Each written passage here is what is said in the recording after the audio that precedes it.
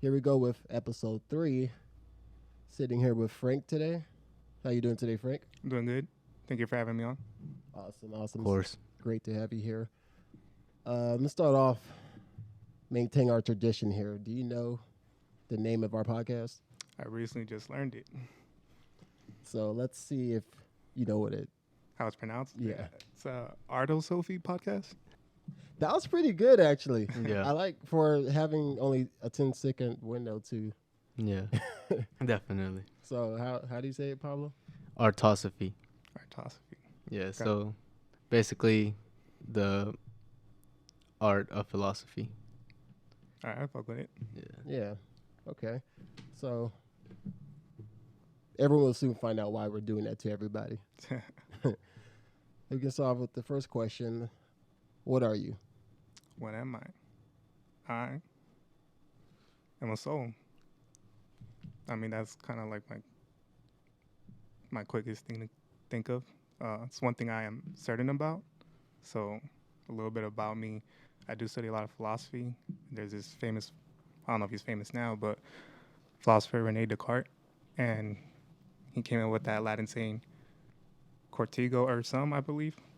Believe that's what it is. But basically, I think I am, therefore I am. Something along those lines. So yeah, I'm a soul. That's the one thing I'm certain about in this life right now. Would you say that's your life motto?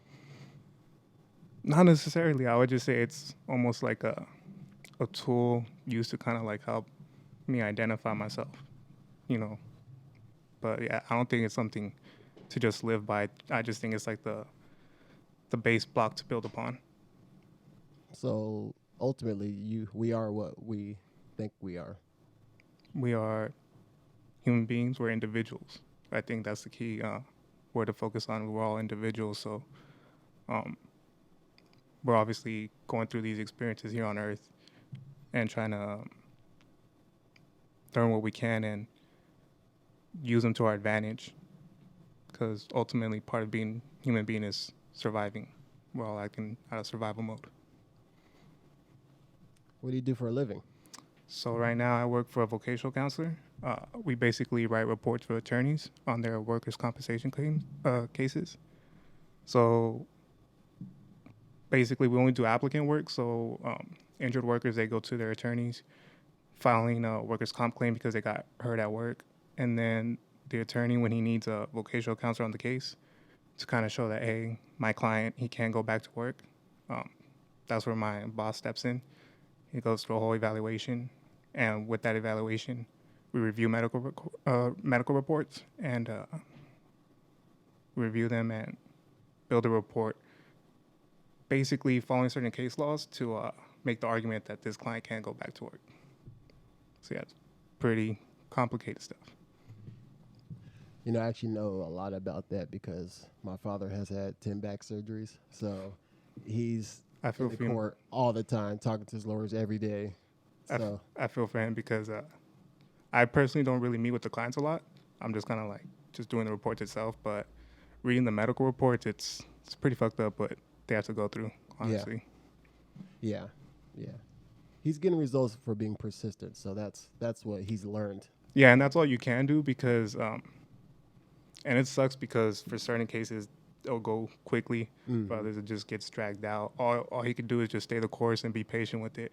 And just not rely on it because you never know when it's going to come. It'll come eventually, but not to rely on it because I've seen clients too where they're bugging my boss like, what's going to happen? When am I going to get this money? But it's like you can't survive off that just relying on this hope that you're going to get this lump sum. Right. So yeah, it's difficult. It took my father I believe it took him about 12 years. Yeah, and Yeah. relatively speaking, that's almost like average. I've seen some take 20 to 30 years. That's crazy. And then, and it's even more fucked when the applicant dies. I've worked on a report where it was a dead person. It was like trippy. Damn. My father would say all the time, they're just waiting for me to die. He literally would say that all the time. Bro, and it's really the insurance carriers because they fight tooth and nail to not pay Right. every penny. So like, yeah, man, they just, and even it sucks for us and my boss because there's a certain case law where they're required to pay us, the insurance carrier. So not the applicant attorney, even though the applicant attorney is hiring us. It's the insurance carrier that's supposed to pay us. But they fight tooth and nail with us. So then there's times where we even struggle to get payment ourselves, even though we already provided the service. And yeah, the insurance carriers, man, they're bitches out there. Yeah. Yeah, that's That's a crazy. whole another shebang. We could talk hours for that. Yes, about that. Yeah, yeah. seriously. So, I've been told that you're quite the philosopher. I don't know if I'm quite the philosopher, but I do my best. Yeah, Definitely do Humble. my best. humble. Well, that's actually one of the principles my philosophy professor taught me, intellectual humility. As a philosopher, it would be irresponsible for me to be like, oh yeah, I know like things, like, because there's just so much knowledge out there. It's like, I know so little. So why even go about it that way? I'm always able to learn. Yeah. A lot has been accomplished before us, and that's something that I think we all need to remember.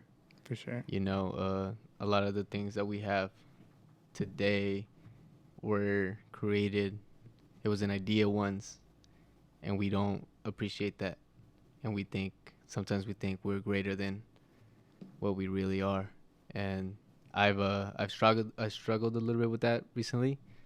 And it's funny you said that because it just clicked right now. It's like, it really is that way. We're not, it's our egos are too big sometimes. And you just hit it on the head right there. It's our ego, man. Like, how can our ego like possibly convince us that beforehand, nothing existed, when it's like we don't even know, we weren't there to experience it. So it's crazy what the human ego can do. Is there ever a time to, or is there ever a good time to have a big ego to get over an obstacle? I would argue there are times.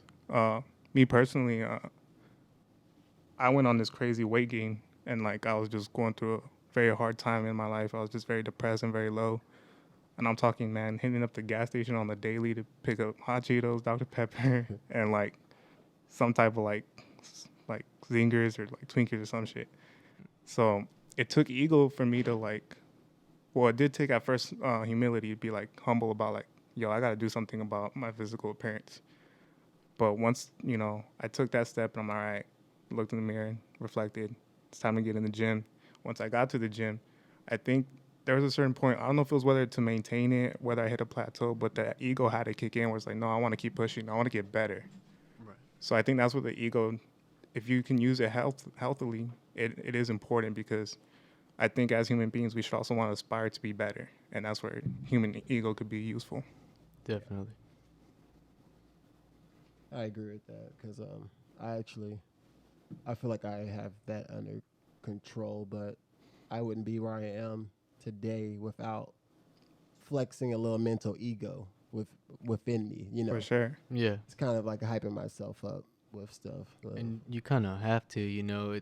I think if you want to achieve a level of greatness in your mind, what's comfortable for you, you need that. yeah, For sure. It's like that power of self-belief. I mean, a lot of my inspirations, they're very like independent, betting on themselves. And there's ego in that, because you got to have a big ego, be like, yo, I'm going to put it all on me. But if you're willing to do that and you put in the work, it's going to pay off. Then, like you said, it's a key for greatness. Yeah. One thing I actually want to add on that, I guess my opinion would be it's not necessarily a bad thing, ego. Mm-hmm. Like you said, use it wisely. But the reason being is because there's high reward in that, self-reward. And I think it's worth more when you achieve something because of your ego. It means a lot more to you than if somebody just handed it to you. Oh, for sure. Yeah. but then that's when we need to have it under control. Right. Because when so many times I've seen someone brand new go on their weight loss journey, and they see a little tricep pump, and then they're sliding in the DMs of every woman. They get super cocky. It's like they get a little grasp of power. They think they're super powerful and invincible. It's like, no, dude, that's not. You For can learn sure. the hard way, you know. For sure. That's where the balance needs to kick in, where it's like you also need to stay humble at the same time, Yeah. Yeah. allowing the ego to flourish, but staying humble because I know like with me on my whole journey, it's like from like getting from like 250 down to like 210, and then finally starting to feel myself a little bit. But I was like, hold up though, there's like a lot of dudes who, for one, been here longer, and they're obviously bigger. Like you can see it, so it's like I see it, so it's for me, it's easy to keep it in check, and like, and it helps because then it's like now I get more hungry because I'm like, oh, I see that dude working hard, like now I want to push it even further too. Yeah, that I feel you on that. You know, especially I think in my industry is working around people who have done it longer than me, who have more knowledge. You know, those people are very inspiring. And sometimes like I even tell like some of my clients, you know, I'm recently visiting a studio in Vegas, watching some of these guys work. Man, it was like extremely humbling. You know, it's like you have a long ways to go still. Yeah, You know, and that's where I'm at. You know, and I have to realize that in order to get hungry again yeah, and be like, okay, now it's time to step it up, a step closer to that. You know. right. And then also like to add on that, in this like day and age that we live in with like social media, it's easy to get caught up in like competing with like your peers in whatever industry you are. So it's like it's good to look at those kind of like north stars. That way you can kind of like um, see like, oh, hold up, I'm at this phase right now. So it's like not let's not beat myself up over it. Because a lot of people out there, they're like they're competing with each other, and at the end of the day they're just making themselves feel bad because they're like, oh, I'm not here yet. But you don't know whether that person, whether they've been there doing it for X amount of years or the type of work that they're putting in. They're just competing themselves without really knowing, about that person. Yeah. How about those who are on social network that are bodybuilders, won everything, Olympia, driving Ferraris and stuff, and that's all we see? What would you say to the people who are witnessing that without considering the work that they might have to go through, or the humble? It's hard to say if they're humble or not because of the way they're flexing on social network. Right. So it might not come off as that, but at the same time, I guess it takes a certain beast to be where certain people are like Olympian stuff like that. That's just an example. It could be anything. My main thing is focus with this question is social network and how people view others, because you're saying competition. It could be competition or simply someone who looks like they're living a better life than me. Got me feeling some type of way. Right. What would you say to someone who is struggling with that? The view of someone seemingly having a better time due to what we see on social network. I think the first thing a person would have to kind of think is, for one, I don't know that person. I mean, yeah, they could be having the time of their life, but we don't know what's going on behind closed doors. So what a lot of people forget about social networking, social media, is that you're only seeing what that person wants you to see. So it could be a person who's just humbling, like, hey, man, I worked so hard. Look at all this stuff I got. And they're just not posting the hard work that they put in there. Or they could just be the reverse of that, where they're like, I got all this stuff, but behind closed doors, they're struggling to make ends meet, or, they're battling demons or whatever the case may be. So it's like, just assume, like, you don't know this person. So it's like, don't assume, like, they really are, because at that point you're just projecting. You're projecting your own feelings, like, because obviously if you're feeling that way, you're not happy about your own situation, and that's what you need to address first instead of worrying about anybody else's situation. So that's kind of the advice I would give, and I would just also add on, like, everybody has their own time, their own timeline. So it's like, don't feel pressured to just because somebody's like at a certain spot or a certain level, don't feel like pressured or compelled to like want to be there. Like, everybody has their own timeline. By timeline, what do you mean by that? Well, I'm a believer in determinism. So basically in philosophy, just like a quick run through, is like the world acts through cause and effect, right? I mean, we see it with like physically. I mean, like a car crash, every action has a reaction. So it's like there's cause and effects. I believe people's situations are also similar, which is like determinism. It kind of eliminates the idea of free will. So it's like, for instance, me personally, like I had parents where they made certain decisions where I came out a certain way. I'm not saying I have to be that way. I'm just saying that's just how I am, and it's on me to like change it or fix it depending on how I view it. So by timeline, I mean because of like certain causes and effect and factors outside of people's control, they can't necessarily control like, oh, I'm gonna get from point A to point B, like certain amount of month. That's just not life. Yeah. Right. I damn, that's actually something that I've always realized with myself. It's like certain things happened, right? And it just felt like my time. And then I have this other idea where I'm like, I should be here. But there is a cause and effect where it's like, no, you're not there yet. You're here. Yeah. And you got to like stop and realize that and address that. And then you can move on from that. Yeah.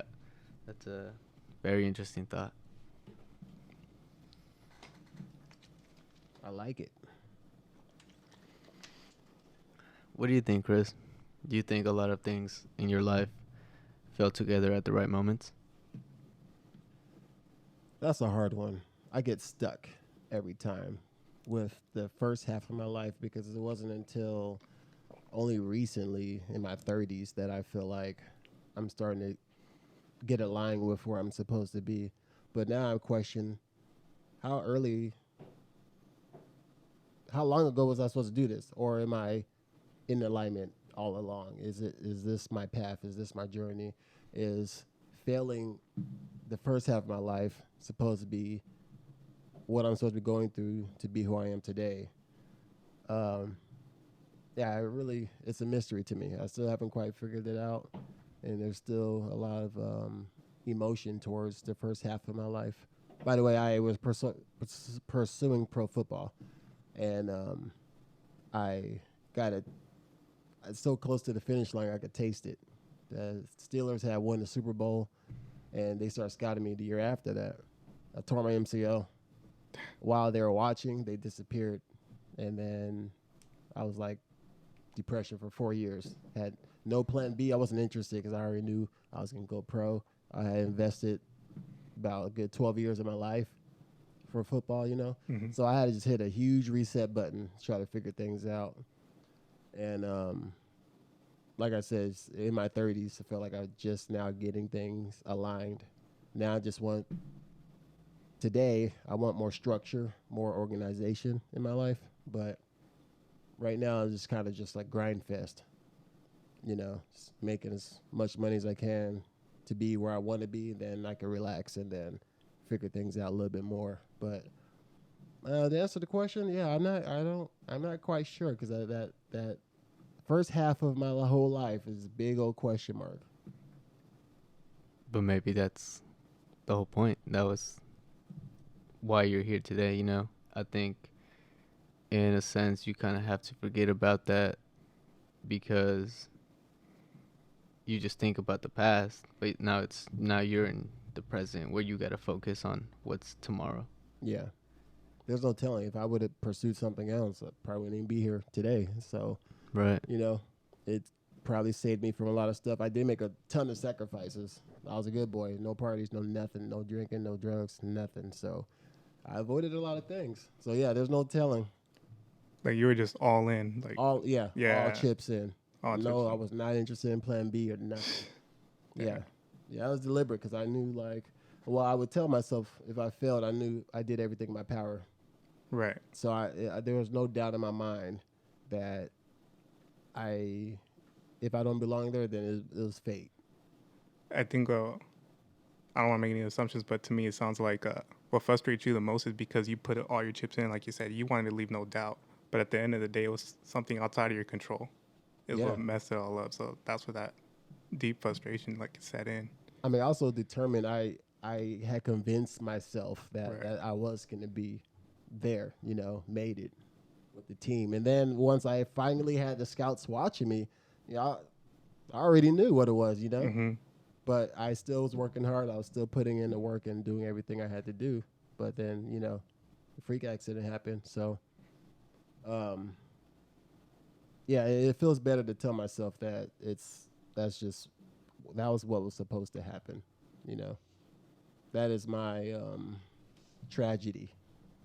You know, because other than that, I can't really complain. I've had a pretty decent life. So, you know, compared to people I've seen and witnessed, again, that's humbling, knowing what other people go through and stuff, and I try to help them through their life and stuff. For sure, because just hearing that little quick bit of your story, I can already see how it can be inspiring. Where it's like, how many people in similar situations like yours, they probably gave up, Yeah. Yeah, probably turned into, went down a bad route, maybe drugs or alcohol, whatever the case I may was be. seeing it. There's people better than me that should have been getting scouted, but they were just hanging out with people who had no business. They didn't have any. They didn't care. Right. I don't know. It's just weird because they knew how good they were, but they just didn't. They weren't interested in going pro. You know. Yeah, I follow sports a lot. I always found it interesting where it's like, especially like with black men, it's like they don't teach them like anything else. Like Yeah. common like, and me, I grew up a big basketball fan, NBA. So like, and I grew up watching like Allen Iverson and Kobe, but particularly AI like emphasize on him because I mean we're talking about a dude straight out the hood. So it's like he was just told, you ball, you can get this money. Nothing around that. And that's what like unfortunately we tell like a lot of these black young men where it's like you ball, you hoop, something, whatever, like you're gonna make money. Yeah. Unfortunately now it's also bleeding into hip hop and rap where like there's a lot of facade and fraudulence in that industry. So it's like and they see like, oh, if I go shoot somebody, I can make a rap music about it Right. and make money. Like, and it's sad to see, but Do a few years, do 5 years, and I'm back and got my lyrics list. I could just Man, it's a make trap. bars in those 5 years. Yeah, it's a trap, man. Yeah, I feel that. I want to ask you a question, Chris. So during your whole time of like training and working really hard, was it all you, something that was born from you, or was it something that you had to do, or was it something that somebody told you that you had to do? That depends on who you ask, because if you ask my siblings, they will say my father pushed me. But that was what I wanted to do. Okay. My first year of football, I was 9 years old, and I got ran over. And it was weird. The moment that happened, I knew I wanted to go pro. Just the contact and just the pleasure of being in the pads and playing, just having the football in your hands. I was a running back. It was just unlike anything else I've ever experienced. So it's a mix. Depends on where you're standing, But for me, I can honestly say that it was that was for me. I wanted it because it was. Oh, on top of that, I was. You like what you're good at, but I did have to put in the work to be as good as I was. But yeah, I think that answers your question. But it was much more personal than people think, I feel. But I had a support system that was amazing. My father went to every single game, over 120 in total. He missed one game because he had a brain aneurysm and he's in the hospital. That was the only thing that would stop him. He flew to States when I was in college, and he made it to the games, even if it was just him, and he would record it. So I would, after every game, I would grab the tape and I would watch it, study myself, and look at things that I messed up in, ways I could do better next time. So I was the master of myself. It's kind of how I learned capoeira on my own. Self-taught with that, just watching videos and adapting to it and then studying myself compared to the videos I've been watching. So I've been doing it with football in my life. I know how to take something from what I see and kind of learn from it to my own benefit. But shit, maybe that's what I was supposed to. Maybe I was supposed to learn capoeira. self-taught, and then get third degree all on my own. That's fucking awesome. Really quick, I just want to point out why I really like Pablo's question and your answer too, because again, like my philosophy brain kicks off, so it's like, you say like that was for you, you enjoyed doing that, but also at the same time, if it wasn't for you having that great support system and your dad being there for you, because that's important for like kids playing sports, is like, because I know with me, I played basketball, I was never really good or anything, like I just really sat bench, but it always hurt. My dad never went to a game. In fact, my dad, all he did was complain, like, I have to support you playing basketball, and, like, it's costing me a lot of money. I'm making my own. So he made me feel bad about it. So it's like, again, that determinism where it's like cause and effect. Because you had a dad who appeared to love football, he introduced you to it, and you fell in love with it. That's why it feels so meant to be. Cause it's Right. And that's why my brother and my sister be like, nah, he forced him. He threw him in that. they just don't understand that perspective where it's like, no, it was just he introduced you to it, and you fell in love with it. Yeah, I just happen to like it a lot, Mm-hmm. So I haven't done too many other things before then. I was doing judo, but I had quit that immediately after. And I was in judo since I was 4, up until 9. I stopped, But yeah, it was definitely something experience. Yeah. Yeah, man. I'm in the both ends, because I had a similar story to you, but it was a little bit less extreme. I wasn't going pro. For me, it was college. It was at stake, My parents actually hated that I had to do sports because they had to support it, not having the funds for it. They had to either come up with the money or work a little bit more.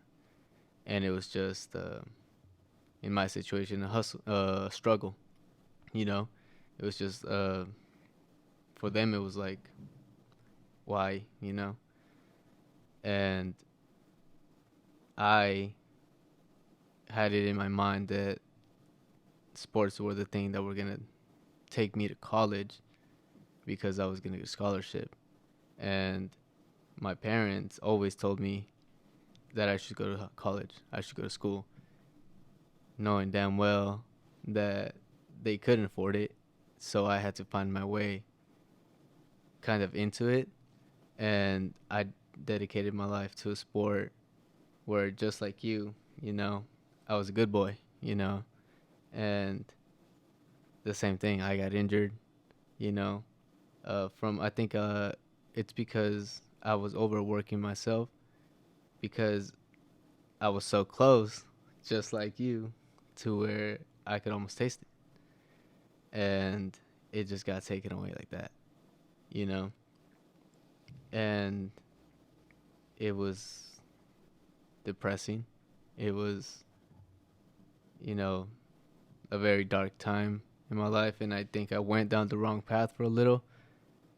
But I think that's also why I clicked with him so much, is because we shared a similar story, and we both turned our lives around. But his timeline was different than mine, and I think when I met him and I saw the passion he had for his work, it was also inspiring to me, and that's what made me want to do better art, because with my work, as my work gets better, his videos get better. It's like a learning, we spit ideas back and forth, and it's great to have people like that around, and that's something I didn't have at the time. So that's why I was asking him that question. It's like, was it was more you or somebody else? Right. It is understandable to think about, when you think about it, how hindering that can be to feel like you're obligating someone to do something like that. That's definitely something that could create a block from where I can see. So if I was in that situation, I'm actually not even sure, because you had to be pretty you just had to be pretty vicious about it. Like, I don't care, I'm gonna do this. Yeah. I'm a take the bus to school and I'm gonna find a way. And there's no Uber back then, you know. That's So it's funny you mentioned that because that's what literally I would do. I would walk from my house to our high school gym to make practices yeah, during the summer. And I remember when I was like a sophomore, one of the seniors was like cool enough to just like, he saw me like walking, he just gave me a ride to the gym. But yeah, like common theme, like me, even though I was nowhere near, I mean, I'm not athletic. I'm just like, I just made the team, I think, because I showed up to every practice and I worked hard.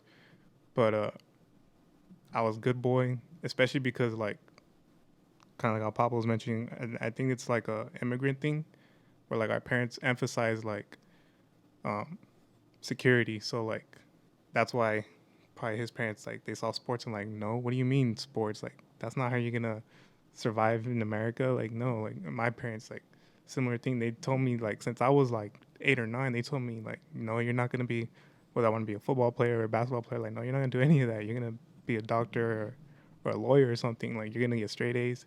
You're gonna be this good student and you're gonna get a full ride scholarship based on your grades alone. So like that's what they were preaching to me, and it was very restricting. Like I felt confined. And then even though I was still doing basketball, I was part of the team. Like my junior year, like I quit because I was just tired of like my dad complaining all the time about the funds, yeah, lack thereof, and stuff like that. So I just quit. And what happened to me was senior year, I'm like, I got nothing to do. Just wild out. yeah, So like I went from being this really good student and I failed like 3 classes that year. And by failing that third one, it put me behind credits. So I almost didn't. Well, I didn't even get to participate in my own high school the graduation ceremony. I got my diploma like 2 weeks after because I did the online course. But like it just put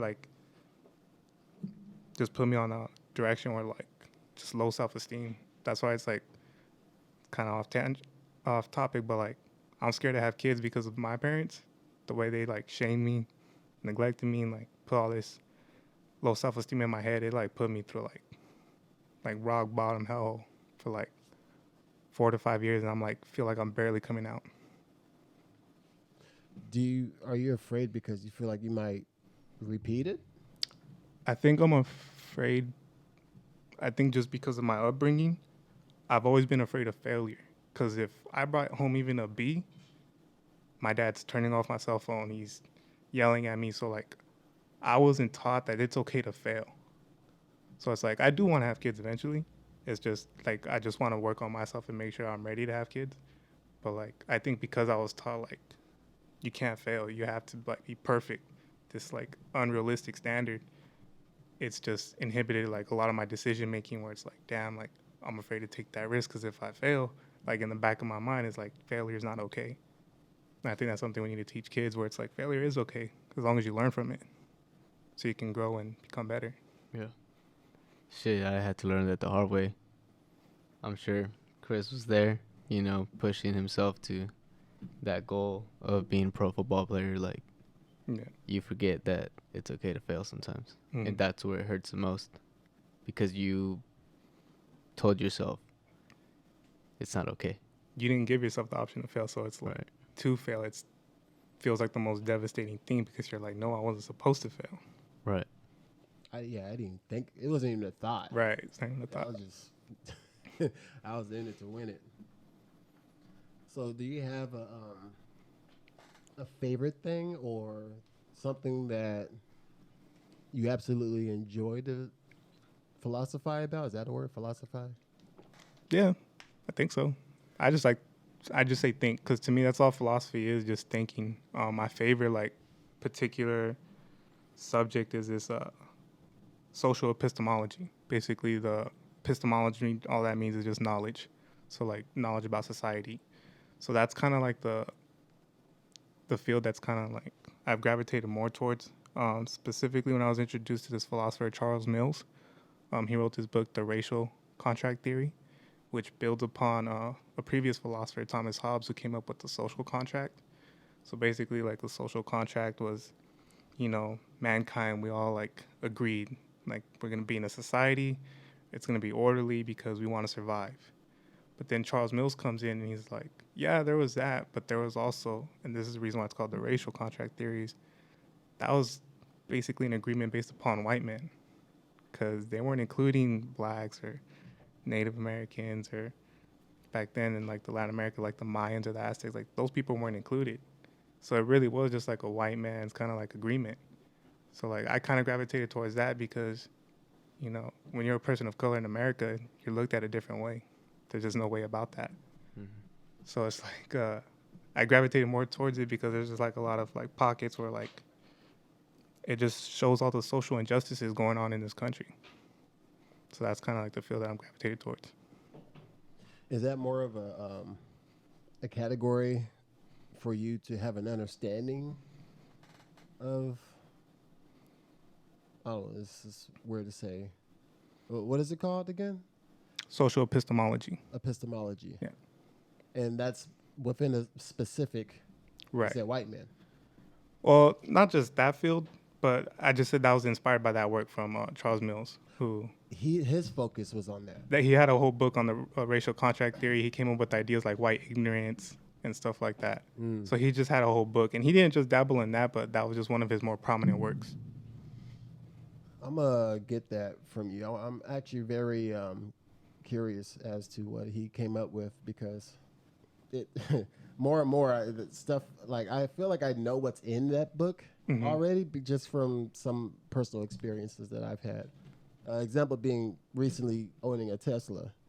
I noticed I'm being treated a lot differently, Yeah. and it's weird because I'm still the same person, but then like I'll have certain people, they'll like actually stand there and talk to me, and they're like lit up. They're talking about cars and stuff. They're geeking out. I don't know that much about cars. I just like the Tesla because it's a tech car, Yeah. you know? And I'm a tech dude. But as far as cars go, you know, I have a new audience that I think it's fine I could say, like a chief in Fresno PD department is just, we're just cool now. Just because I ride a Tesla. And it's just kind of weird. I know it's because of the whole Tesla thing, just because that he wouldn't have approached me otherwise. Right. He started asking me, oh, well, which year is that and all this stuff. And one thing led to another. And I have his phone number now. It's like, if I didn't have a Tesla, I'm wondering where would this have gone? Right. If anything, you know?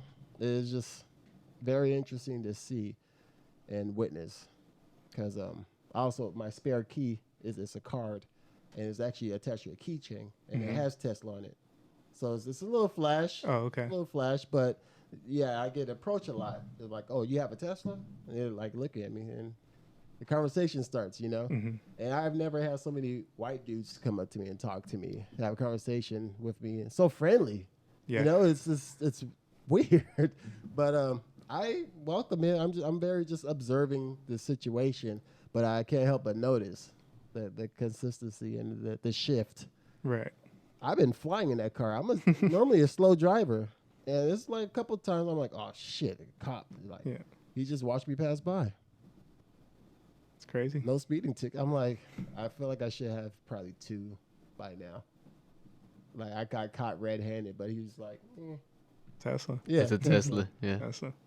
So I want to know. I want to dig into that a little bit.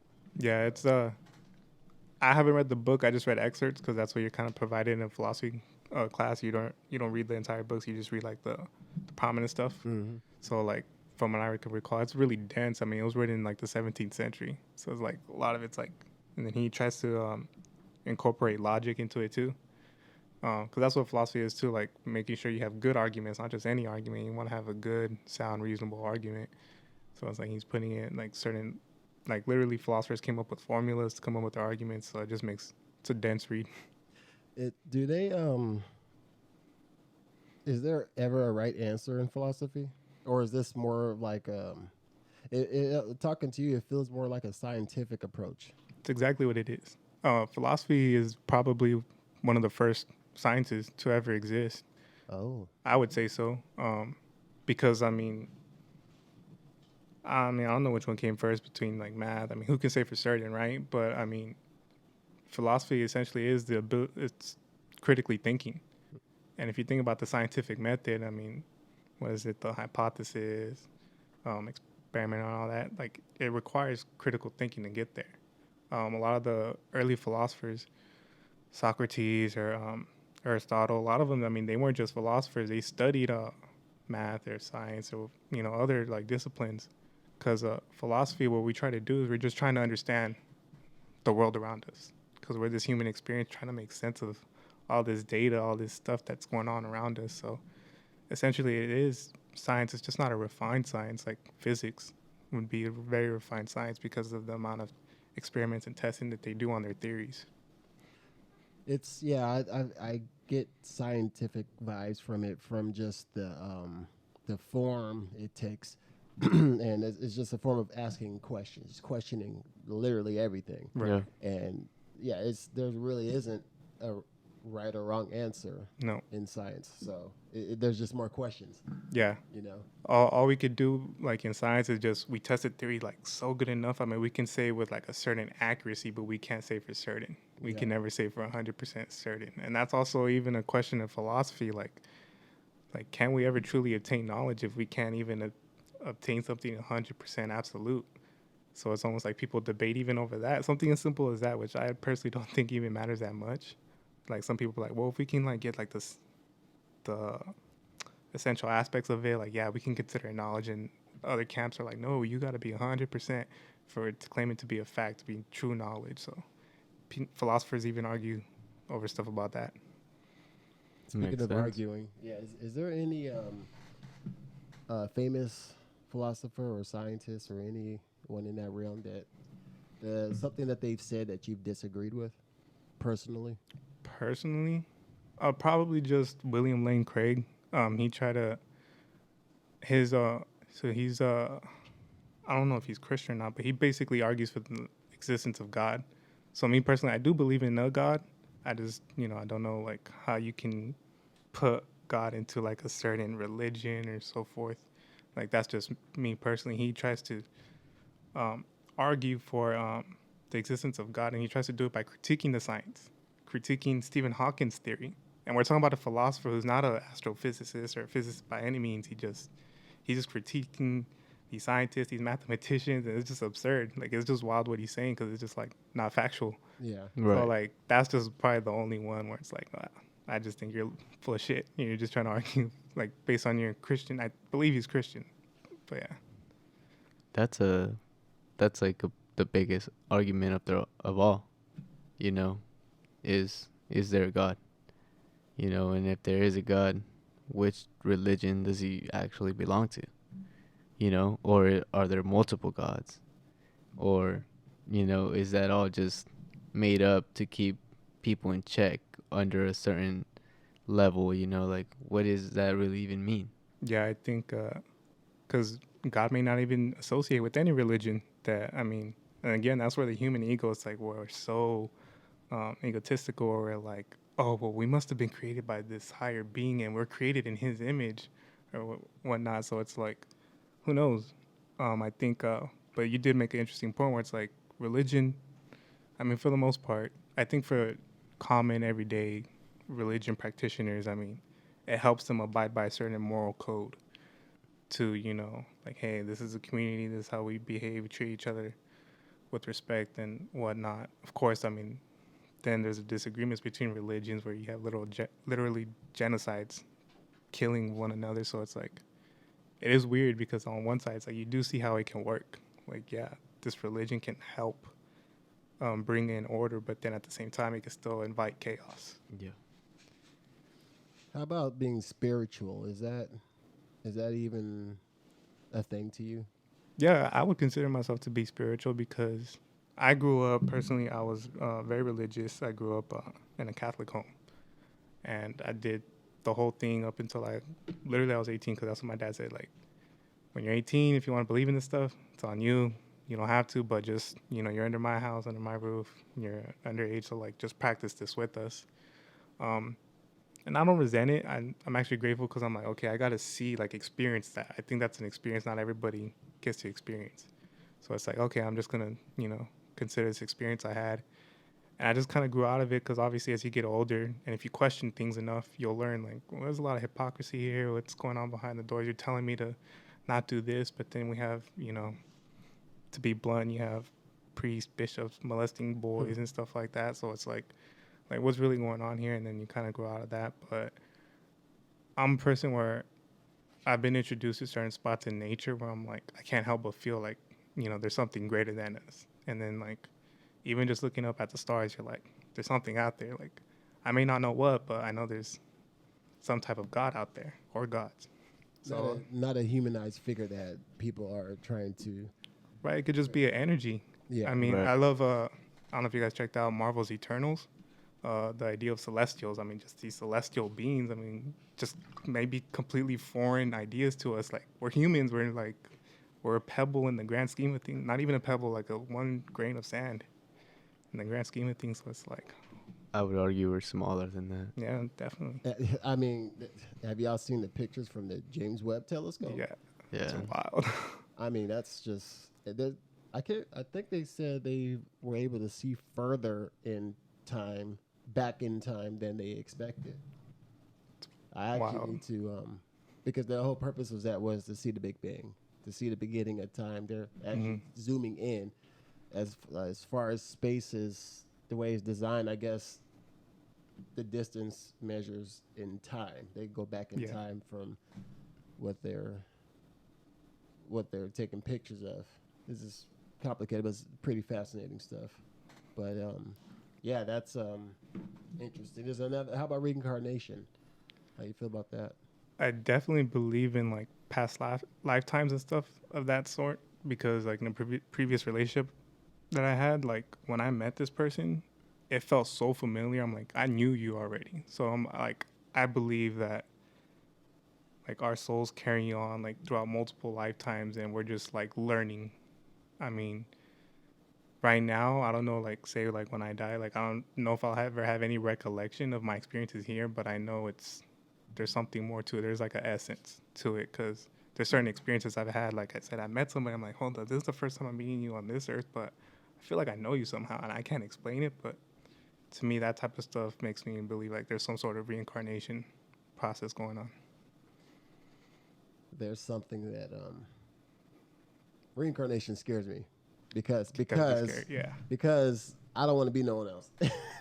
Right. I just want to be me and just one and done. But I seen this is a YouTube video, very well designed. I recommend people to check it out because it's probably one of the only mind blowing videos I've seen because of the way it makes you think about reincarnation in general. It's called The Egg, and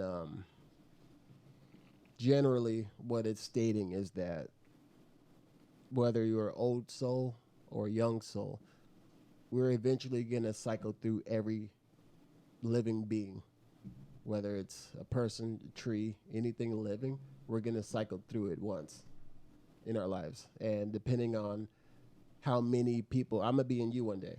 My spirit is going to take over your body, vice versa.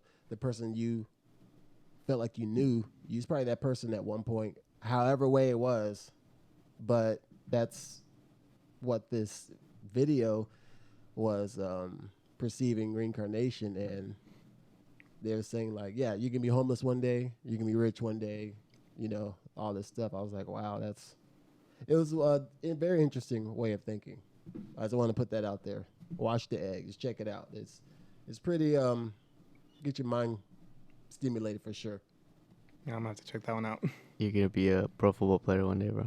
Yeah, You already have been. Yeah, right. yeah, probably. Yeah, I didn't think of that. Man, isn't there a movie, a Disney movie? It was a Pixar's. It's called Soul. Yeah, Yeah, Well, I haven't seen it, but I heard about it. Yeah. that's kind of what it essentially is, right? Yeah. Yeah, that movie's interesting, man.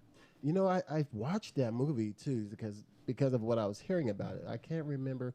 I just remember he was going through a bunch of different universes and stuff, but it was pretty deep. I know I didn't soak in everything that it had to offer because I think I might have been like distracted or something because I feel like it should have impacted me more than what I allowed it to at the time. It's probably just the wrong time. I was probably tired. But yeah, there's definitely something in there. Yeah, In that rewatch movie. it, bro. Yeah. Yeah. Okay. I'm gonna have to watch it. Period. Yeah, I will vouch for that movie. Okay. Noted. All right, we got a solid 50 minutes of content in. Is there anything? Do you feel like philosophy can be considered a form of art by any chance? I was actually thinking about this kind of earlier because I feel like with philosophy, when you look at the academic approach, I don't think so because when you're when you try to like say because I wanted to be a professor in philosophy, when you enter that academic world, I mean, you have to write certain papers and stuff like that, and all within certain criteria. So it's like I don't know how you can truly be artistic without being able to go outside those parameters. So I think, but I do believe that philosophy in general, like outside of the academic world, just as an independent thinker, I think can be considered an art. I mean, look at Bruce Lee. He was a philosopher to me, and a lot of his like famous sayings, "Be like water." Um, there's definitely an artistic expression to it. Right. I mean, because it's a thought, and where's creativity stem from is a thought. Right.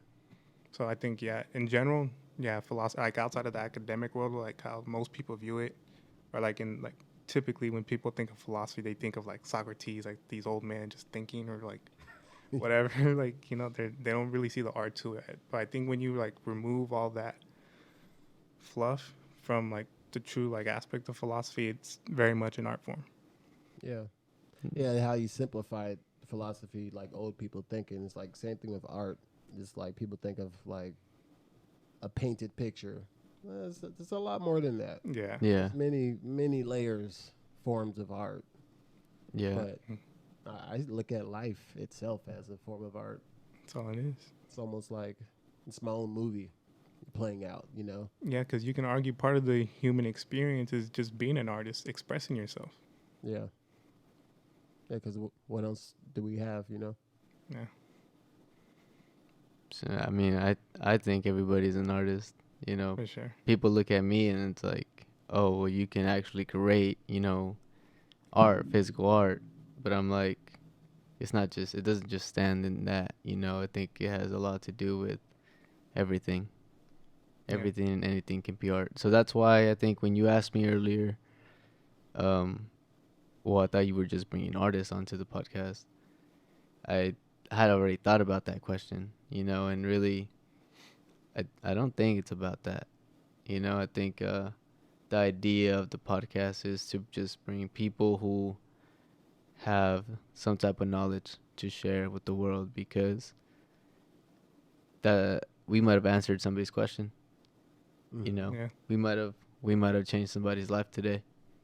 for sure. We are more interested in creative minds than people who can simply just physically do something.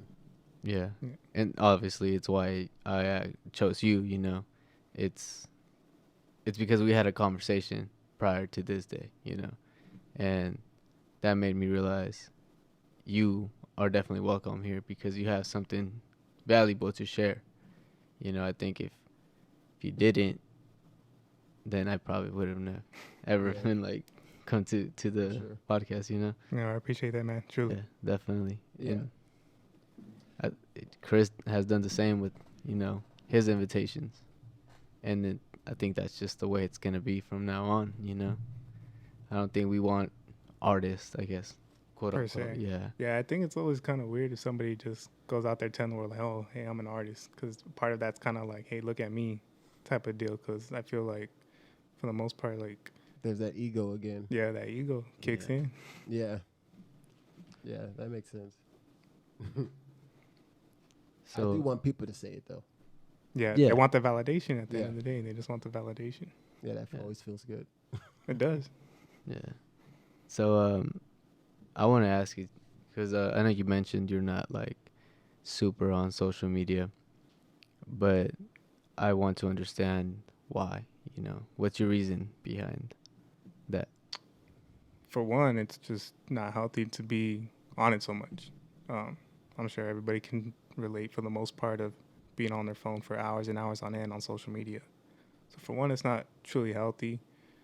And for two, I honestly don't truly care about it because I also understand because there was one point in my life where I kind of took part and I I wanted to present, like, I saw everybody else. I'm like, oh, we're putting all these like images or posts about our life, and it's like it looks like, oh, everybody's living a certain lifestyle, and like I want to be a part of that. But then once I saw, I'm like, this is just unsustainable. How can anybody want to keep living like this, where it's like this constant need to want to put, now it's just called content, but like put content out and like portray a certain lifestyle, because I like was introduced to social media at that aspect of it, opposed to like where now we're like, now you can like truly put like thoughtful creative stuff out there. But like I just like got on at a time where it was like a lot of like, it's about me and like putting this certain image out, and it worsened my depression that I was already going through at the time, even lowered my self-esteem even more. So I'm like, man, I just gotta be off this and be careful with it, because you know, I'm a big advocate for mental health, and for me, like, because of the type of childhood I went through, where it's like I had parents who like, particularly my dad, but like just constant, like, you're not good enough, you gotta be better. Like, it's very fragile. Like, I don't want to just set it off with social media. So I manage it carefully, but I also recognize it's useful, and it's, you know, without it, I probably wouldn't grow as the philosopher I am today. I mean, I watch a lot of other podcasts too that help me like stimulate and grow my mind as well. So Right. Keeping that open mind, man. You know, you could learn something every day. exactly. Yeah. And you still gotta stay in touch with the world too. And unfortunately, social media is part of that. Yeah. It's part of like staying connected. That's just the world we live in today. I mean, you try to go off it. I mean, I'm sure there's people that can do it, but I mean, it's hard to not want to be where the people are at, because at the end of the day, we're social creatures. Human beings are we want to socialize. So it's like a lot of our society has moved to social media. Yeah. Yeah, me and my childhood friends, we don't talk on the phone or nothing, but we just send each other videos. We don't even know actual dialogue anymore, just It's crazy. videos, crying, laughing emojis. That's it for months. And every now and then I'll hit them up, be like, oh yeah, I'm gonna be in town. Oh, okay. But yeah, that's what it's come down to. That's crazy.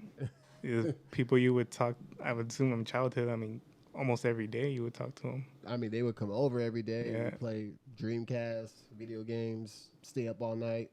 Parents getting mad at us for staying up, keeping everyone awake. Yeah, those were good old days.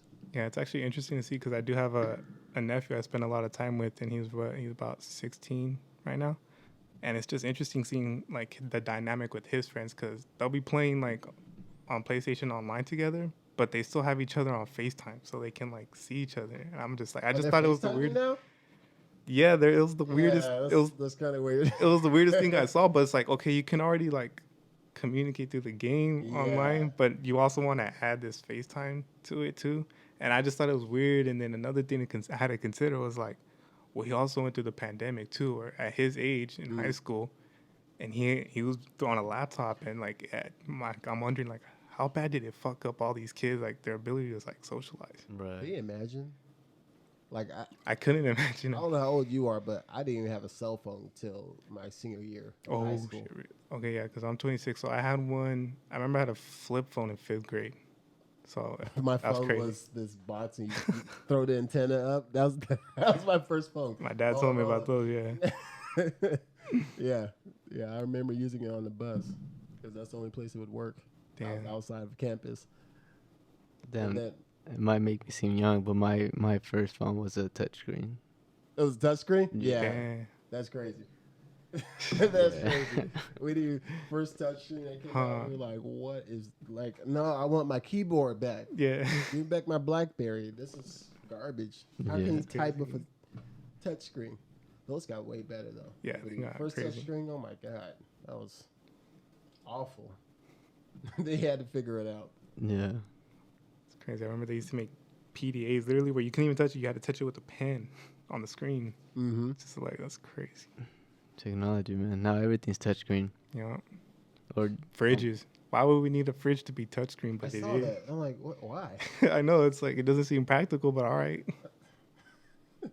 they're just finding ways to make things more expensive, man. Yeah. You know, it's worth more because it's touchscreen. Gimmicky. Yeah. Easier. For sure. Yeah. More The expensive to repair. convenience.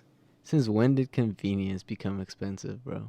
It's always been expensive. Oh, dude, that's It's always. yeah. I mean, they just made things more convenient now. Yeah, there's a lot of Yeah. things to be like where yeah, because as technology advances, we're gonna find ways to be convenient about a lot of other stuff. Right. But like yeah, like I mean, it's always been expensive.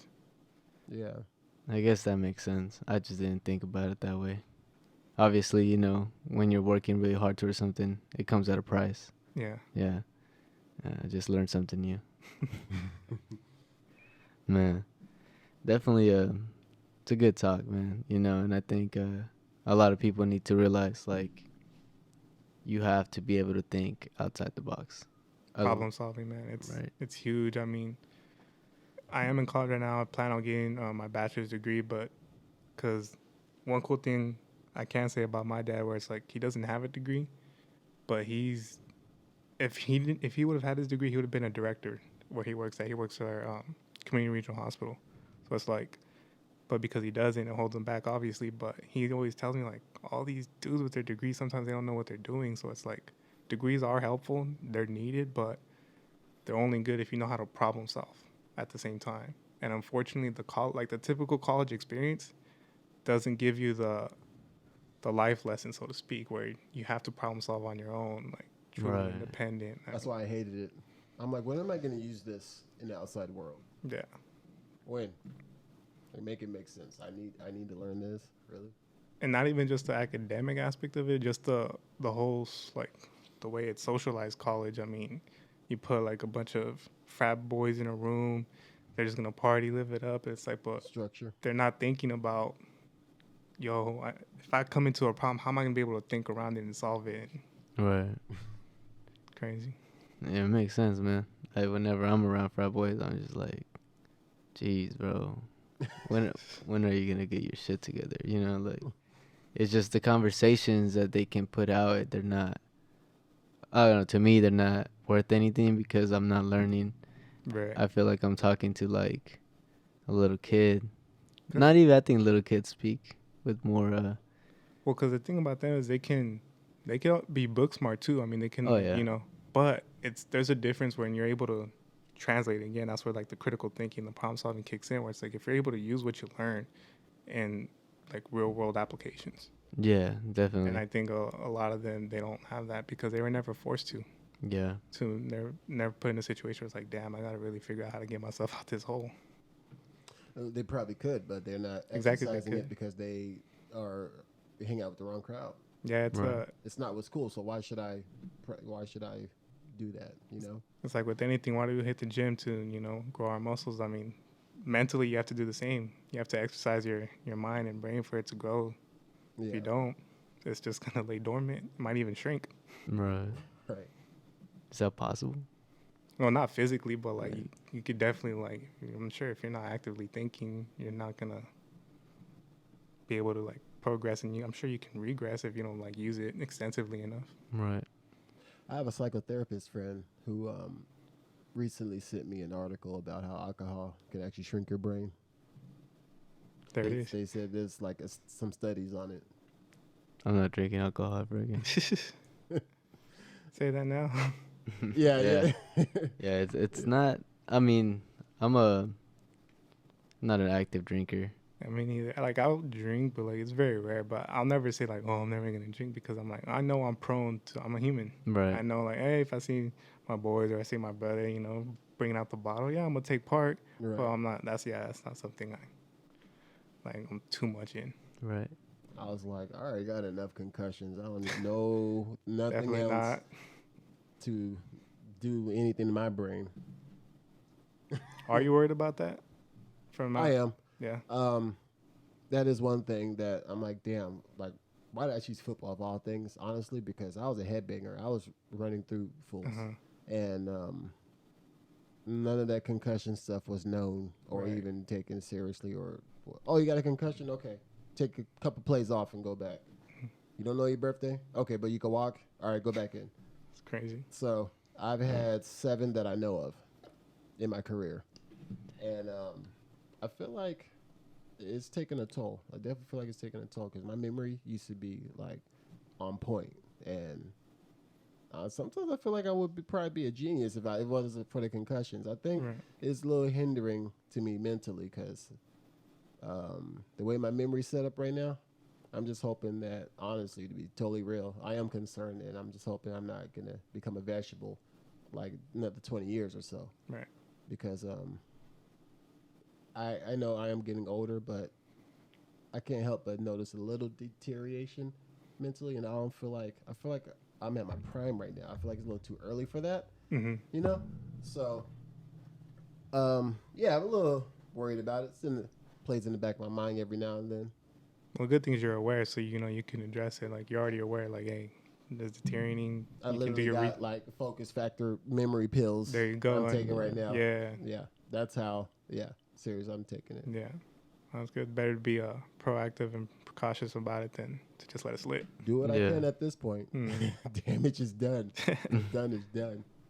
Yeah, that's funny because have you guys ever watched Down to Earth with Zac Efron? Sounds familiar. It does sound familiar. Now that you mentioned Zac Efron, it sounds even more familiar. It's on Netflix. But anyway, it's something you guys should go watch. Definitely highly recommend. But there's an episode, spoiler. They talk to centenarians, people who are 100 years old or older. Basically, they kind of just interview them and ask them like, why, what's the secret to such a long life?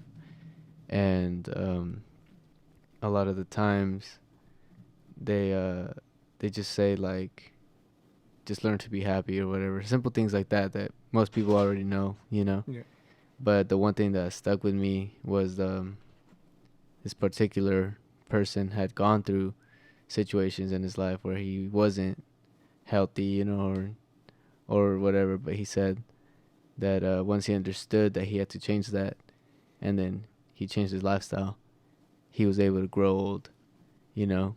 So you have time. I think, you know, I think if you're like more than past your half your lifetime and then you want to change, I don't think it's gonna make much of a difference. Right.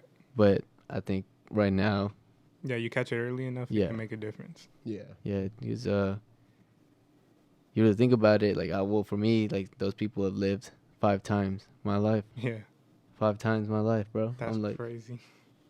they had 5 of my lives. I'm like, that is like hard to believe, you know. Yeah, really quick. Do you guys want to live? Like, how long do you guys want to live? I think as old as I can. Old as you can. I remember when I was younger, I would be like, "Oh, I don't want to go past like 60 or 70. But then, like, as I get older, I'm like, nah, like, I think as you begin to figure out life more and like even though I'm not like completely satisfied where I'm at right now, but it's like I'm doing things that are satisfying me more. I'm feeling more fulfilled. I'm like, nah, I want to live longer. Like, Right, you want to enjoy it more. Yeah. I when I think about that, I can't help but think about an old friend I had, and he was 103 when he died, and he was walking up until he was 99, and then when he reached 101, he was like, "I want to die. I'm ready to go. I have no reason to be here." He was right. like, he was complaining, like he was not happy no more. He's like, "I'm ready to go. What is going on? What is it gonna take? You know, Yeah. 2 more years." That dude, you know, his wife, bless her heart, kept him kicking, took good care of him. You know, but yeah, he passed away at 103, and I question it. I don't know. I had my tinfoil hat on because out of nowhere, my mom and dad was taking care of him, too, helping out and stuff with the wife because she's older as well. But after he passed, group of men showed up and they put this purple cape over him. He had a Freemason sign on. I'm like, was that why he was alive so long? Like, is there something? Like, what's going on here? You know? He kind of looked at the wife, and you know, she got the poker face. They had no idea what's going on, but thought that was pretty interesting. It's like, oh, okay, we didn't have no idea about that, but wondering if there's some type of some things that we don't know. Is there some special sensu bead You know, to add Oh, 20 years of your life or I'm something. sure. I'm sure there is. I mean, a lot of people, like the older people that I know, like my boss, for instance, like he likes getting his treatment in Mexico because he like his whole like philosophy is like here in the U.S. they only treat you, they don't cure you. Mm. Outside, they cure you. So Wow. like, I'm sure we have the technological advancements where it's like we probably have the cure to probably not all cancer, but like I'm sure we have some to like at certain stages where we could stop cancer, eliminate it. But it's not in it's not in the pharmaceuticals industry's best interest to release that because then they know like, well, if we have this cure, people stop getting this disease, and we can't bill them for all this treatments, and we're gonna lose money. That's the Yeah. sad part about being in America, where it's like it's a capitalistic country where it's like they're not thinking of like society's best interest. They're thinking green. They're thinking their pockets. Right. Why isn't anyone interrogating Magic Johnson? Bro, I follow basketball, so it's like with Magic Johnson, Like, it's what crazy. profit could you? I don't know. I'm just like, someone. I'm surprised no one's just like kidnapped him and just. Well, what if they already did? What if the pharmaceuticals are like, hey, Magic, we can cure you, but you just got to keep this on the hush hush. Oh, shit. That's what I'm saying. Put him in the corner and Yeah. what do you call it? What's that torture thing? Watergate? Watergate until we get some answers. Uh, Take over the team so that the world can be a better place. Yeah, and then the next day he's gonna end up dead, and so will you. That's why I said take one for the team. Right. I'm a Lakers fan, so Magic get the pass from me. Right. He can stay quiet, man. I'm not tripping. You brought us I 5 just want chips. to know how. Like, Oh, it's crazy. Yeah. Well, I'm sure if you have enough financial resources, I'm sure you can like get like in the know-how with that. But obviously, I'm sure there's certain NDAs that you probably have to sign or something. But because I can't imagine he's the only one. I'm sure there's other like wealthy, successful like maybe like in politics, like very high ups or like deep state people where it's like I'm sure some of them gotten AIDS or something. They also had to like get treated. I feel like I don't feel like that's probably true. I feel like it's far from a financial thing though. I mean, think about Chad Boswick.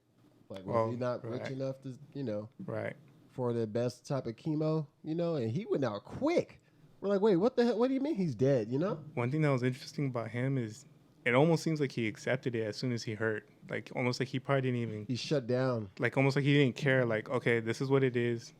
Let's finish it out. Where it's like, again, I don't know these people. Like with Magic, it seems like maybe like Magic was like, no, I need to fix this. So like, Right. who knows? Maybe with Chadwick, maybe when he heard that news, he's like, maybe this is just it for me. Yeah, he said. Maybe he it's time. felt like fulfilled in like what he's done already. Who knows? Wow. We'll never know. But yeah, that is interesting to think like, okay, well, Magic can do it. Of course, certainly Chadwick Boseman could. I mean, he has the same amount of financial resources. I mean, So it's kind of, yeah, you're right. It's like there's more to consider than financial. Like we also have to think about like their personal reasons. Like, do I want to keep going? Try to like fight this? I want to add to that because I watched a documentary. It's called Human Nature. I'm also gonna tell you guys to watch it if you haven't watched it. It's on Netflix. Let me get my list. There's a few things I'm gonna need to look up. Oh. on this. So basically, in the documentary, they are talking about genetics and the ability to change certain diseases with the change of a genome. And Mutations? what was that? Like mutations. Right, yeah, Sense. because that's what they are. Cancer is a mutation in your DNA. So everybody has cancer in their bodies. It's Yeah. just some of them are set up to where it's like, okay, you have it because this gene says you have it, But our technology is at the point where we can reverse that. And they were interviewing this cancer patient, his child.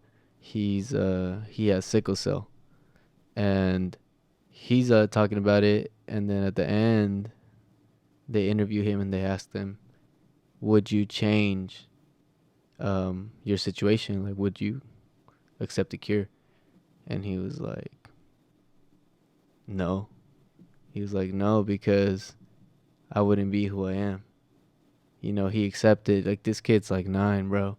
He accepted that that disease made him who he is, and he was happy with that, knowing that his time was short, and that was like mind blowing. Like it was crazy. Some people just they are at that level. Yeah. It's crazier to think just to be at that level at that age. Yeah, like that kid is beyond me, man. Like I think my ego wouldn't let me. Right. Yeah, I don't. It's not there yet, but I think one day, Mm-hmm. I'm open to that.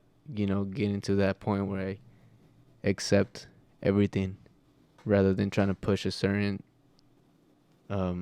standard or expectation, because I go around and I'm looking for answers, and every time I find an answer, it seems like maybe I shouldn't know this much. Right. Maybe I should just worry about me and my happiness, and my family, because that shit. I think my fiance's uncle said something to me the other day, and he was like, the more you know, the more you get depressed. And I was like, that kind of hits. It does hit. Because, I mean, there is that saying, ignorance is bliss. Right. And ignorance truly is bliss. I mean, like, just not with anything, like, when, like, for me, with the whole being Mexican, being an immigrant, when Trump was president, man, that shit was hell. Like, I kind of wanted to remove myself from the whole seeing, like my fellow people, my Mexicans in cages, bro. That shit was just like, I did not want to see that. So it's like, definitely ignorance is bliss. And when you stay in the know-how, I can see why it could like lead to depression. But I think for me personally, maybe this is just my purpose. I think for me, I don't know. I can't sleep at night knowing if, like, I'm not saying I'm trying to be this big activist or anything, but I have to consider those things, all the fucked up shit that goes on in the world, because that's just the reality for me. I don't want to live also in a like makeshift reality, because that wouldn't be a true reality. That'd be false if I just remove myself from all that. Like, I look at a lot of these like, you can look at a lot of the Hollywood actors, celebrities or stuff. They're so far removed from reality, and it's weird because they tend to like lean towards like the liberal side, and it's like, but you're so far removed, you don't even know what's going on. Like, truly, I just think it's one of the weirdest things. They come off so phony. Yeah. It's funny because some of them want a regular life. Some of them, they get that fame, they want to go backwards. It's like the fame, like, it's too much for them.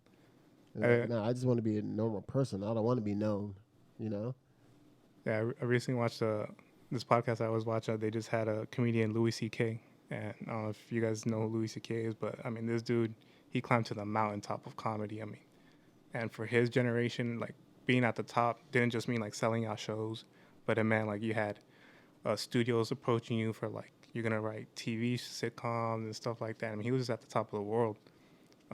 But then he like kind of fell into that whole cancel culture thing.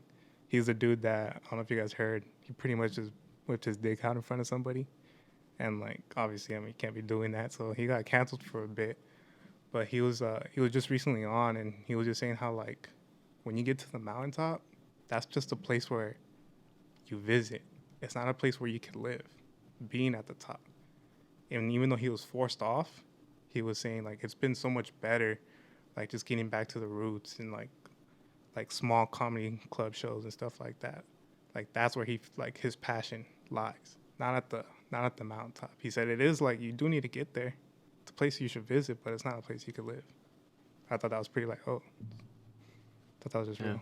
That really hits home with the whole, like, the more you know, the more you get depressed. Like, when you're at the top, you basically are like, everything. You see how the sausage is made. Yeah. And it's not always pretty. Yeah. Fuck, I know how it's made, bro. I was a butcher. Yeah. I worked in the meat department, so I know a little bit. This shit's nasty, dude. I made It's it. gross. Yeah, I made it, and I'm telling you, don't eat that shit. Yeah. No, to stay away. Yeah. It sounds a lot like Dave Chappelle's story. Yes. I love Dave Chappelle. Yeah, with the whole thing about knowing more. There's only one occasion where I could relate to that, because I'm the type of person, if someone's going through like you're saying, the Hispanics in the cages, that was pretty inhuman Very. to witness, and especially in in the year that it happened. And like, okay, I thought we were past that. Apparently not, No. because we want to make America great again. So, you know, that's a whole nother bag of worms. But it was hard to look at. But I'm like, I can't shy away from this because it's not me in the cage. Right. So like, I'm not gonna make myself ignorant to the facts of what's going on. But there is one thing that happened that did make me turn away, because when I was in college, I was doing extensive amount of research just on how the government work and stuff. I was also fascinated about Freemasonry because I know that's a real thing, and I've known a couple people with families that are within it, but I don't know much else. I just had one guy tell me, like, certain things certain people got to do for society to run as it is. For like, if we go out and say, or just let everyone know exactly what's supposed to be and how it's supposed to be done, then everyone would lose their minds and they wouldn't understand. But I took it upon myself to do a lot of research on the degrees and what it means and what they actually do. And I actually, the more I learned, the more I realized I really didn't know anything. And it got to the point to where I was like, I need to stop. Because I was always so interested, the whole tinfoil hat conspiracy theory. Yeah. There was like a prime year when Alex Jones was convincing everybody of all kinds of stuff, and now he's On trial. About to owe people some money. yeah, yeah.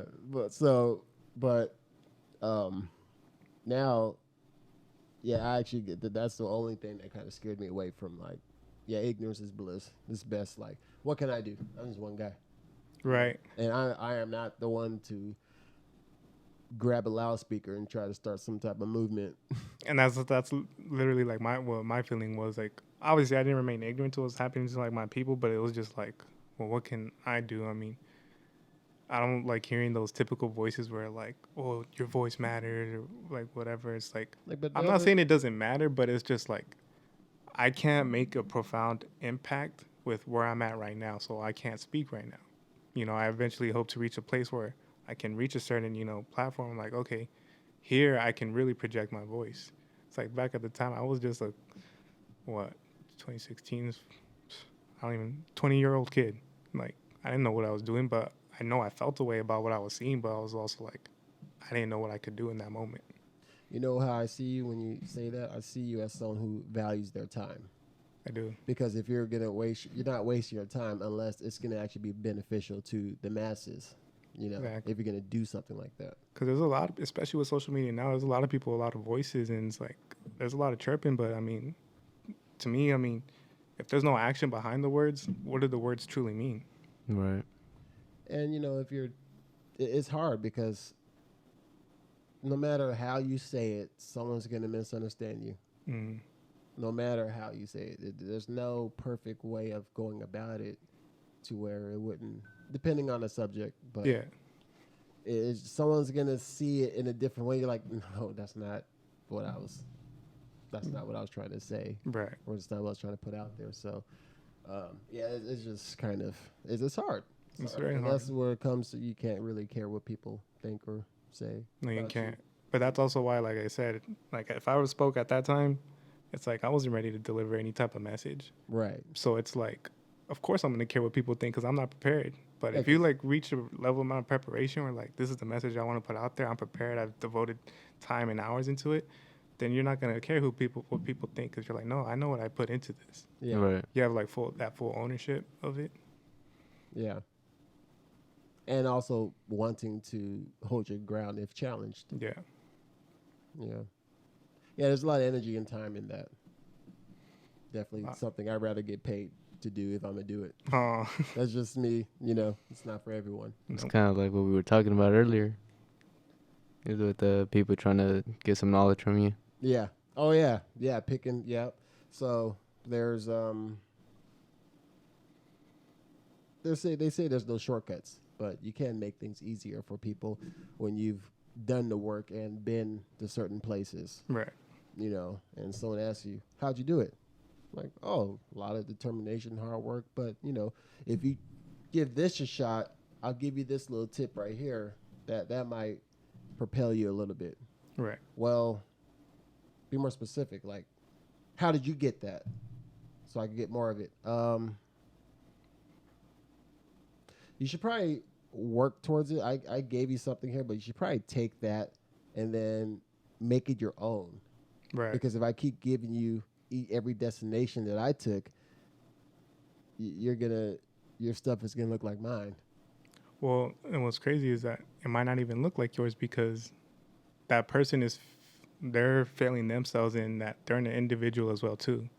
So like the only thing I can liken it to, because what it sounds very similar to, is like when you go to a personal trainer asking for help, where it's like, I can't follow the Rock's routine and expect to be like big like him because he's just a different genetic material. Like whatever he's doing, he has a specific DNA that allows whatever he's doing, that's where he's at. And it's like, or just anything in general, I can't go do what the top NFL athletes are doing. I'm not that type of athlete. My body wouldn't be able to withstand that. I have to find what works for me. And kind of like what you're speaking on, it's not a matter of like creating shortcuts. It's just working efficiently. And like, as you know, like when you put in that work, you learn how to work more efficiently. So it's not taking a shortcut. It's just like, no, this is the best way to do it because I've done it. I've done the hard shit. And I found this quote unquote easier way to do it. I prefer efficient because like if you just think of science, that's all it is, just finding an efficient way to do things. We're just all, I mean, I don't want to say we're all robots or like computers, but we're designed like to act along those lines where it's like we're just a human process. So like there's ways to shorten the process. Yeah. Yeah. But I guess our question would be, is it okay to make it easier for other people? Or, you know, give them that knowledge, you know? Well, one of my cousins, he would always use it on me because I would go to him for advice. He was like, I could lead you to the water, but I can't force you to drink it. So I think it's always good to like lead the horse to the water, but the horse is going to decide to drink it at the end of the day. So it's like you can only do is just put that out there, and then it's on them. But what if they get there and drink all the water? Well, then you should be happy for them because they shouldn't be drinking from your water. You know what I mean? You have your own water. You can't look at it like we're sharing the same water. Everybody's in their own lane. So it's like, if your intention was truly to help that person, you would be happy that they drink all the water. Yeah. Dang. Dang. You know what? That's an ego killer right there, man. Yeah. That's an ego killer. I think it killed some of my ego, and I think it just killed some of Chris's ego too. Yeah, that was needed to be heard. Yeah, because we were wondering that, you know, before you got here, and man, another reason why you were a great choice for the show is because the one thing you told me when we had a conversation that really stuck is like, you gotta see both sides, man. Yeah. You gotta see both sides, because if you're just like, it's this way, you don't get far. You know, you gotta learn and you gotta share and receive energy. Sure. Yeah. It's all an exchange. I mean, energy's exchanging all the time, so why wouldn't we want to exchange with one another? Right. Yeah. I mean, I share knowledge every day. Sometimes I think about that. I'm like, am I sharing? Am I oversharing? But I don't know. It's just, it doesn't seem like I am. I feel, it actually feels kind of good. Yeah. You know, especially like I have one of my coworkers, and I'm always like telling him like, or sharing like, oh bro, I did this way, you know, and this is what I did, this is what I used. And, you know, I know he's soaking it all in, you know. I'm not trying to say like he's the way he is because of me. He, like you said, he is his own person. Right. I feel like I inspire him, right, in a way, you know, and in that field, and that in itself feels really good. And I hope I could do that for many other people, because that was given to me right, by somebody else, and that makes them feel good and made me feel good to be able to accept that and turn it into my own. And that's always to kind of like reach that level for like those listening. It's like that's kind of what has to happen. Is like you have to receive that gift so you can know what it's like.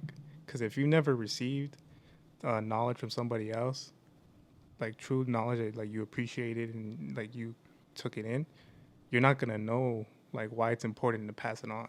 Once you like truly experience like, damn, this person, they took their time like to just talk to me, like who am I? And they took their time to just share this piece of information where like before, like you would think like, no, I want to share this with nobody. But then you see somebody who's at a high level and they share it with you.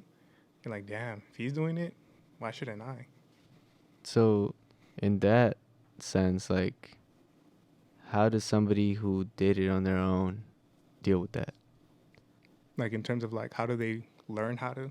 Yeah. I think I would assume that just with their time, like in whatever industry they are, they're gonna always be approached.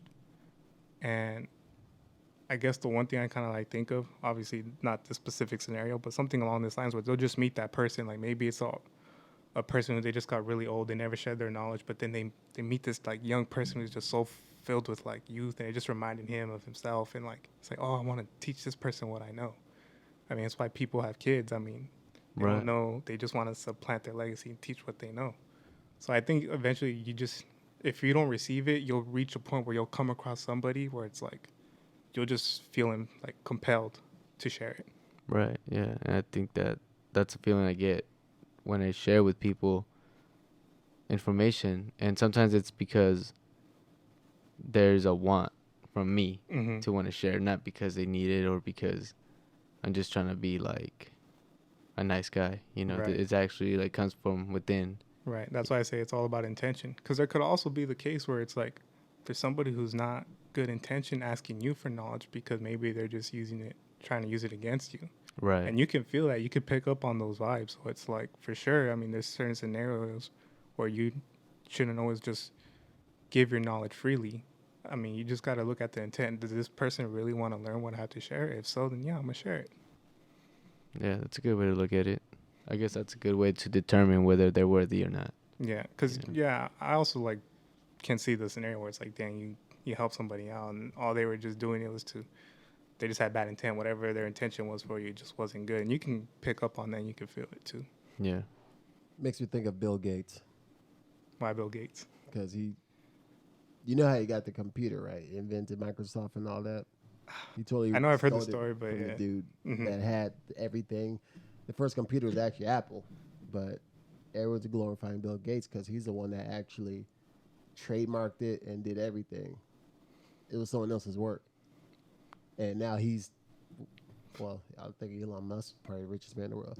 He's one of the richest amongst the Right. richest now. Mhm. It's kind of like, damn, you criminal, you got away with that, Yeah, you know? that's crazy. But that's rare that someone is gonna Yeah. take that and run. You know, it's not really possible in the field that we're in as well. So Yeah, and then just the time he was in, he was able to get away with it. And That too. nobody could pull that off now. It's just he was just one of those fortunate individuals. It just kind of like he had that opportunity and he took it. He ran with Right. it. yeah, you get blasted on Twitter now. Pull something like that. Yup. Any social media. Yeah, Yeah. yeah. Man, that's. How long have we been on? Hour 33, 28 seconds. It's the longest one, but definitely very informative. Yeah, it's super. I think it's a great conversation. That's really what it was. I think Yeah. it was a lot of exchange of ideas. You know, usually when our guests, we have them just kind of talk about what they do and stuff. You know, share the knowledge about their field Yeah. of work. I think today was more of a just like involves kind of everybody. You know, I think Yeah. so everybody can pick up something from this. I think that's the cool thing about philosophy is like you can engage in these type of conversations because this is, my quote unquote line of work, to discuss, to exchange ideas, to question things, hear other perspectives. So that way I can become a more articulate, better thinker. I can have better reasoning capacity. Right. I mean, that it is under our podcast title. Artosophy is Yeah. art and philosophy put together. So very fitting. Yeah. No, I like it. I like what you guys got going on here. I think it's a much needed type of conversation. Yeah. I hope people tune in on this for sure. Yeah, well, I'll be posting this one a lot. I think it's well worth to share, and hopefully people see it, man, because it's free game, just being put out there, you know. Yeah. Yep. And if even just one person, like you said earlier, if it just affects one person's life, as long as we could do that, I mean, it's worthwhile. Right. Yeah. All of the podcasts we've had have been someone's going to learn something from each episode. Definitely. We've had solid conversations here so far. So we plan on keeping that moving. And it's definitely an honor to have you here. I appreciate you guys having me on, man. This was fun. Awesome. For sure. So we're going to end this podcast. The next one, we'll keep you guys updated. We'll try to do better. We have been very busy with life and work in general. But as we evolve, we're going to continue to figure things out and find our niche on everything for consistency. Definitely. Till next time, y'all. All right. See you guys.